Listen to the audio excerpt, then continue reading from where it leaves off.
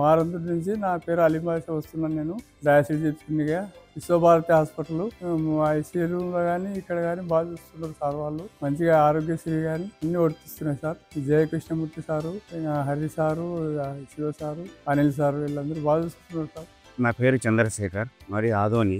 నువ్వు డయాలసిస్కి సంవత్సరం నుంచి డయాలసిస్ వస్తున్నాను. ఇక్కడ వారానికి 3 సార్లు వస్తున్నాం. డాక్టర్లు అంతా బాగా చూసుకుంటున్నారు, క్యాంప్ కూడా బాగా చూసుకుంటున్నారు. ఆరోగ్యశ్రీ కింద అలానే చూసుకుంటున్నారు. పెన్షన్ అంతా బాగా